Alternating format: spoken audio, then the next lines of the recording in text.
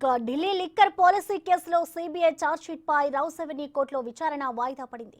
కవిత సహా ఇతర నిందితులపై CBI June 7న chargesheet దాఖలు చేసింది.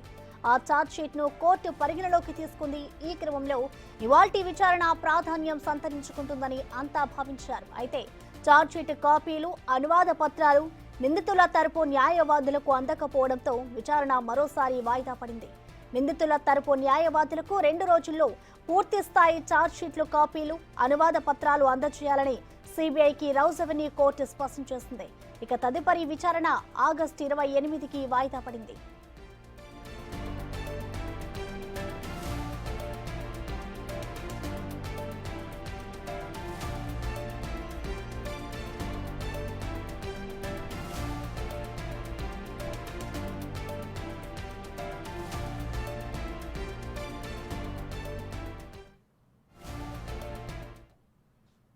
దీనిపై కంప్లీట్ డీటెయిల్స్ ఢిల్లీ నుంచి మా ప్రతినిధి శివ అందిస్తారు. శివ, చెప్పండి, ఈ కేసుకు సంబంధించిన డీటెయిల్స్ ఎలా ఉన్నాయి, వాయిదాకి సంబంధించిన అప్డేట్స్ ఏంటి శివ?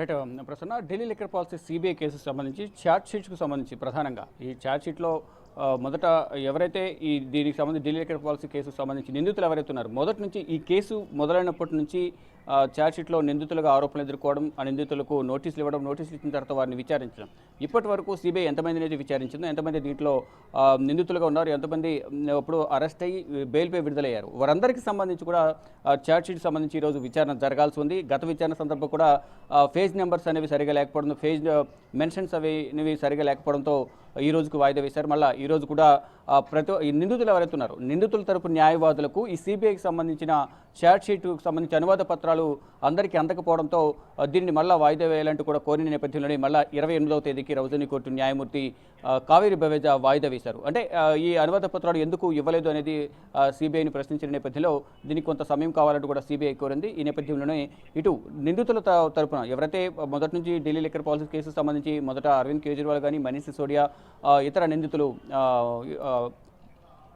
మొత్తం విజయ్ నాయర్ కానీ, అభిషేక్ బోయిన్పల్లి, అరుణ్ రామచంద్రపల్లి, ఇప్పుడు కవిత, మరికొంతమంది హైదరాబాద్కు సంబంధించిన గౌతమ్, మొత్తం ప్రతి ఒక్కరు కూడా దీంట్లో ఆరోపణలు ఎదుర్కొన్నారు. నిందితులుగా వారి ఛార్జ్షీట్లో వారి పేర్లు పలుమార్లు ప్రస్తావించారు. సిబిఐ ఛార్జ్షీట్లో అనేక మార్లు ప్రతి ఛార్జ్షీట్ దాఖలు చేసిన నేపథ్యంలో ఎవరెవరికి లింకులు ఉన్నాయి, ఎవరెవరు వీరితో ఆర్థికంగా లావాదేవీలు జరిపారు, ఎవరెవరు వ్యాపార భాగస్వాములుగా ఉన్నారు, ఎవరెవరు వీరితో వాట్సాప్ చాటింగ్ కానీ, అటు బ్యాంక్ ట్రాన్సాక్షన్ కానీ జరిపారనే దానిపై కూడా అనేక ఆధారాలు మా దగ్గర ఉన్నాయి. ఈ నేపథ్యంలో గతంలో వారందరికీ నోటీసులు ఇచ్చి వారందరినీ విచారించామని తెలిపారు. ఇప్పుడు కూడా వారందరికీ సంబంధించిన న్యాయవాదులందరూ కూడా ఈరోజు రౌస్ అవెన్యూ కోర్టు న్యాయమూర్తి ముందు వాదనలు వినిపించేందుకు వచ్చారు. కానీ వారికి అందరికీ కూడా ఈ సిబిఐ ఛార్జ్షీట్లో ఎటువంటి అంశాలను పొందుపరిచారు, ఎటువంటి ఆరోపణలను నిందితులుగా చేర్చిన ఎవరైతే ఉన్నారో క్లయింట్స్పై అభియోగాలు నమోదు చేశారనే అంశాలకు సంబంధించి మాకు ఇప్పటి వరకు సిబిఐ ఛార్జ్షీట్కి సంబంధించి పత్రాలు, అనుమతి పత్రాలు మాకు అందలేదు. కాబట్టి దీనిపై కేసు విచారణ వాయిదా వేయాలని కోరిన నేపథ్యంలోనే ఆగస్టు 28వ తేదీకి వాయిదా వేశారు. అంటే ఒక ఛార్జ్షీట్ దాఖలు చేసినప్పుడు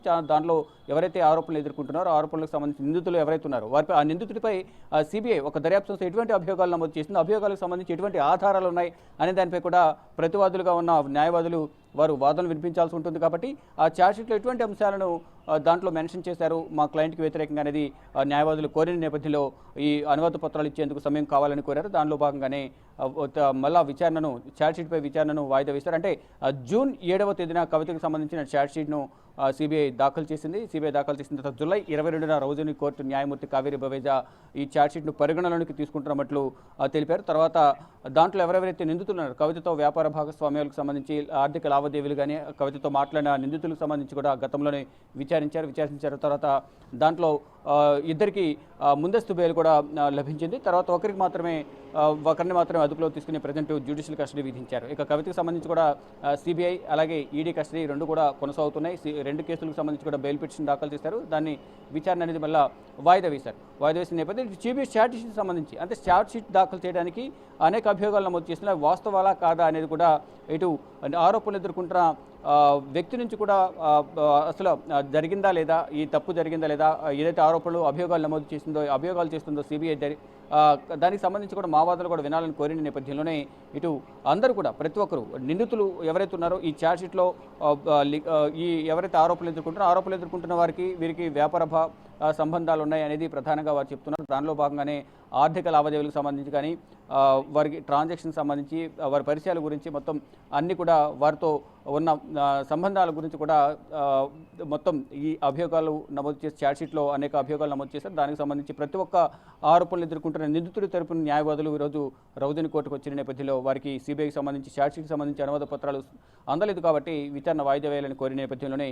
28వ తేదీకి వాయిదా వేశారు. కానీ అసలు ఈ ఛార్జ్షీట్లో ఎటువంటి అంశాలు మెన్షన్ చేశారు. మొదటి నుంచి కూడా సౌత్ గ్రూప్కు సంబంధించి కవిత కీలకంగా వ్యవహరించారు. ఇటు నార్త్ గ్రూప్లో అరవింద్ కేజ్రీవాల్, మనీష్ సిసోడియా, సమీర్ మహేంద్రు వీరందరూ కూడా కీలకంగా వ్యవహరించారు. ఇటు సౌత్ గ్రూప్లో కవితతో పాటు ఇటు సమీర్ మహేంద్రుకు సంబంధించిన కంపెనీలో బినామీగా ఉన్న అరుణ్ రామచంద్ర పిల్లల్ని పెట్టి అక్కడ బినామీకి పెట్టి ఈ షేర్స్ కొనుగోలు చేశారనేది ప్రధానంగా అభియోగాలు నమోదు చేసింది సిబిఐ. వారు అరుణ్ రామచంద్ర పిల్లలతో పాటు అభిషేక్ బోయిన్పల్లి, మరోవైపు గోరంట్ల బుచ్చిబాబు, ముత్తా గౌతమ్, మరికొంతమంది వ్యాపార భాగస్వాములు కవితకు సహకరించారు.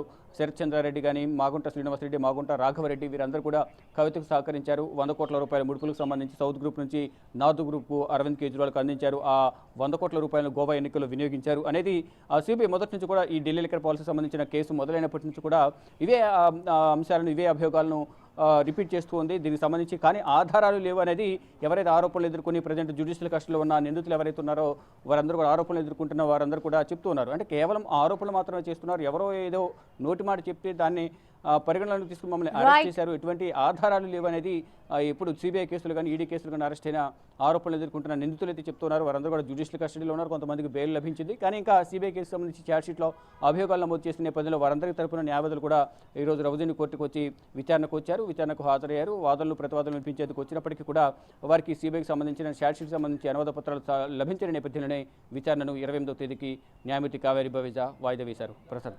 Right Shiva, thank you.